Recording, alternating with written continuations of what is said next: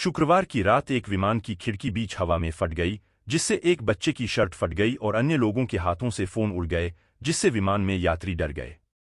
एक बच्चे को उसकी मां ने अपनी सीट पर पकड़ रखा था, जबकि खिड़की के सबसे करीब वाले बच्चे की शर्ट हिंसक अवसाद के कारण फट गई थी। टिकटॉक पर चौंकाने वाले फुटेज सामने आए थे, जिसमें यात्रियों को आपातकालीन ऑक्सीजन मास्क का उपयोग करते हुए दिखाया गया था।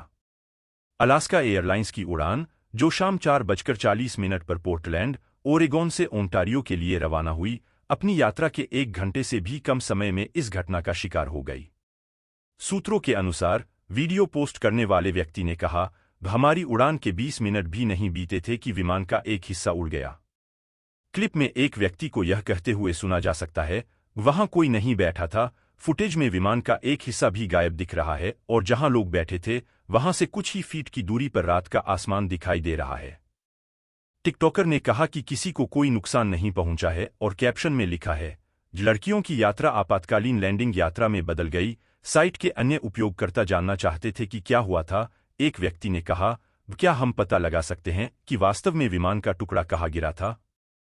अलास्का एयरलाइंस ने अब अपने बोइंग मैक्स 9 विमानों के पूरे बेड़े को रोक दिया है।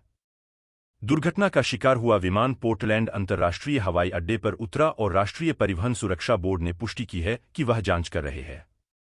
174 यात्रियों और चालक दल के 6 सदस्यों को लेकर उड़ान शाम 4:52 पर पोर्टलैंड से रवाना हुई, लेकिन शाम 5:30 से ठीक पहले वापस लौट आई। फ्लाइट ट्रैकिंग वेबसाइट फ्लाइटअवेयर के आंकड़ों के मुताबिक नीचे उतरना शुरू करने से पहले यह 16,000 फीट तक ऊपर पहुंच गया। अलास्का एयरलाइंस ने तुरंत एक बयान में घटना की पुष्टि की और जोर देकर कहा कि विमान में चालक दल इससे निपटने के लिए प्रशिक्षित और तैयार थे और ऐसी स्थिति बहुत दुर्लभ थी। एयरलाइन ने एक बयान में कहा, विमान 171 मेहमानों और 6 चालक दल के सदस्यों के साथ पोर्टलैंड अंतर्राष्ट्रीय हवाई अड्डे पर सुरक्षित रूप से वापस उतर गया। हमारे मेहमानों और कर्मचारियों की सुरक्षा हमेशा हमारी प्राथमिकता है। हालांकि इस प्रकार की घटना दुर्लभ है। हमारे उड़ान चालक दल को प्रशिक्षित किया गया था और स्थिति को सुरक्षित रूप से प्रबंधित करने के लिए तैयार किया गया था।